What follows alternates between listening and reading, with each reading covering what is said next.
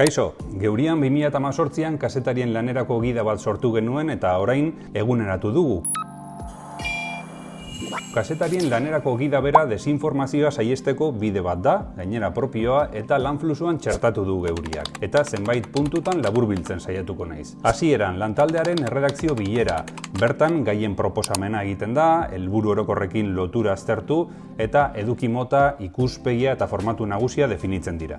Ondoren informazioa bilatzea, lortzea eta egiaztatzea, kontrastea egitea, bi maila nagusi ikusten ditugu. Batetik barne analisia lantaldean bertan egiten dena, eta bestetik kanpo analizia, lehen eta bigarren mailako iturriekin, erakundeekin, adituekin esaterako. Finean zer egiten da?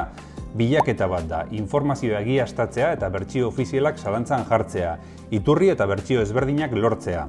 Esaterako erreplika aukera, iturri aniztasuna, info gehigarria, testu ingurua ematea, beharrezkoa balitz ere bai, fact-checking tresnak ere zerrendatuta daude Geurian. Ondoren, ekoizpena eta zabalkundea bera dator. Ekoizpen digitala, egokitzapena kanal ezberdinetan zabaltzeko eta argitalpen digital bera. Argitalpenean bertan gardentasunaren aldeko pausu simple bat txertatu nahi dugu. Egiaztatze prozesuaren berri ematea, hau da, edukian bertan argi eta garbi adierazi kaleratu den informazioa egiaztatzeko zer egin duen kazetariak. Behin argitalpena eginda, jarraipena egiten da, laburrean azalduta batetik edukiaren datuen monitorizazioa eta bestetik beharrezkoa balitz gaiaren momentuko eguneraketak. Eta azkenik lan fluxuaren prozesua ixteko hausnarketa eta balorazioa egiten dira. Erredakzio bileran edukiaren metrikak berrikusten dira eta beharrik balego gaiari jarraipena emateko bideak aztertzen dira. Eta horrela edukia sortzeko prozesua berriro hasiko litzateke. Kontutan izan informazioak ez direla beltzak edo zuriak, ez direla eguneko egunean egiala gezurra eta informazioa grisetan egon ohi dela. Horregatik, informazioa osatzeko prozesuak berak